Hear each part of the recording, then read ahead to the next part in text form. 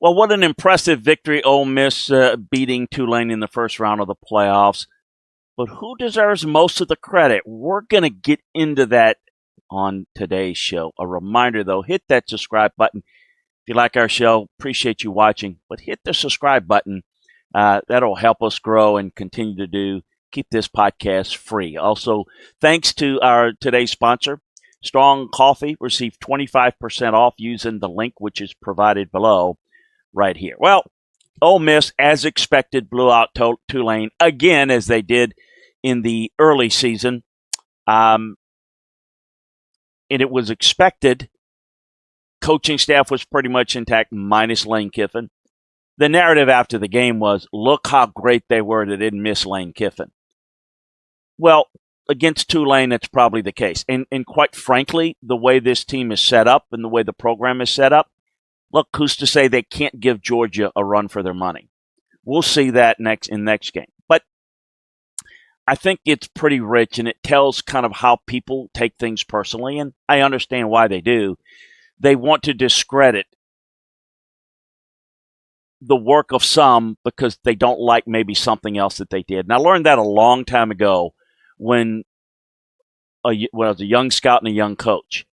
If you can't be objective and take all the histrionics out of it and evaluate what's truly there and what's truly important, you're going to really struggle. And I realize that is not the job of the media and of fans. They're just there to observe. But the conversation after the game of, how it was this, it was that, and basically they didn't need Lane Kiffin. Folks, Ole Miss is not in the playoffs without Lane Kiffin. Ole Miss doesn't have a program that's capable of making the playoffs without Lane Kiffin. The administration at Ole Miss was directed by Lane Kiffin. This is what we need to do to be successful. It's the reason why they got him 6 years ago. And quite frankly, why he convinced them that they could win big at Ole Miss if they did certain things from an NIL standpoint. And they did them. And they're reaping the benefits from it. But make no mistake, is Lane Kiffin that built the team, built the culture, built the infrastructure, and built the roster, along with his staff that he put together. To not like what he did is a personal opinion. But to discredit what he's done and the reason why for Ole Miss's success, you're kidding yourself, and it's quite frankly very ignorant. Look, I understand Ole Miss's frustration. They're the jilted lover. They basically were told, there's somebody better. We want to go somewhere else that's got better potential. And that hurts. It does hurt. And I understand the hurt. And I feel bad for Ole Miss. But, I think it's also important to recognize who's gotten there. Pete Golding's kind of taken a little bit of an attitude himself. Well, you know what?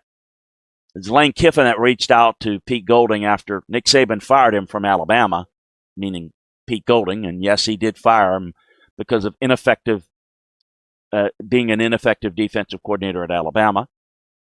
Lane hires him and feels that he could have a real success. He's not getting an SEC defensive coordinator job at that time without Lane. And now he's a head coach, mainly due to Lane Kiffin. And the work that he's done with the opportunity that he's had, Pete deserves that. Like Pete, hope he does a really good job at Ole Miss.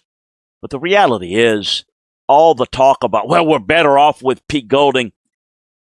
Are you kidding me? I didn't hear anybody from Oxford saying, you know what we should do to take this program to the next level? We should fire Lane Kiffin and hire our defensive coordinator. No one said that. No one believed that because it doesn't make any sense. But now, because he jilted you, he left, well, it's better off. Well, I get it. Better off to have somebody that's committed to staying with you. I get that. But understand that people are going to leave for opportunities in many cases. It happens. Maybe they're not comfortable. In this case, it's a better opportunity at a place that has more consistent chances of competing for a national title. But because somebody leaves you doesn't make them less of a person. In your eyes, it might. But again, you're looking at it through a jaded viewpoint. It's kind of like recruiting, isn't it? You know, you love a player. This guy's great. We got to have him. He goes with the competition, and, well, we didn't want him anyway. You know, I mean, it's just, okay. You know, coaching searches. You want this guy, you want that guy, and then he goes somewhere else instead.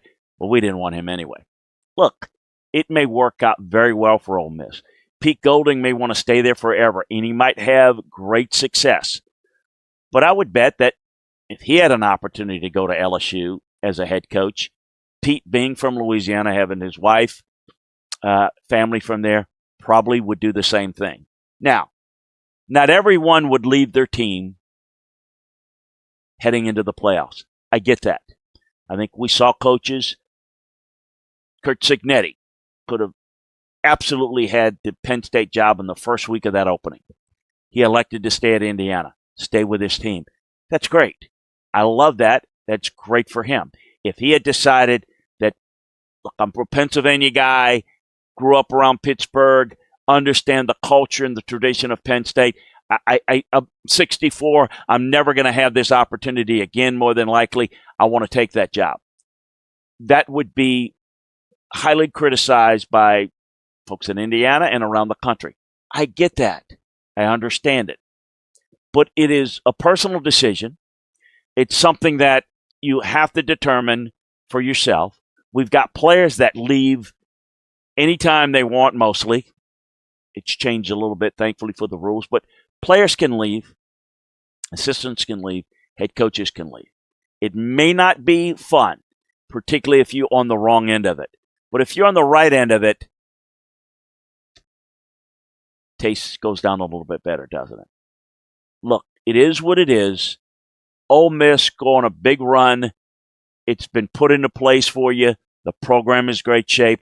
We will see what Pete Golding can do with the program and if he can match what Lane Kiffin did. But to act like it's Pete Golding who's responsible and it's Pete Golding who took his team to the playoffs, no, it's Pete Golding who was the coach in the playoffs for Ole Miss. He wasn't the coach that got him there. He was part of the staff that did it under the head coach who is responsible for building the program. Hey, happy holidays, everyone. Appreciate you joining us. Hit that subscribe button. Share us, like us. We appreciate you helping us grow. Keep this podcast free by subscribing to us. So make sure that you are, click at the bottom, make sure that you hit the subscribe button if you haven't done so already. And thanks to today's sponsor, Strong Coffee Company, that rich black instant blend and lattes are to die for. So check them out and get 25% off using the link below. Take care, everybody.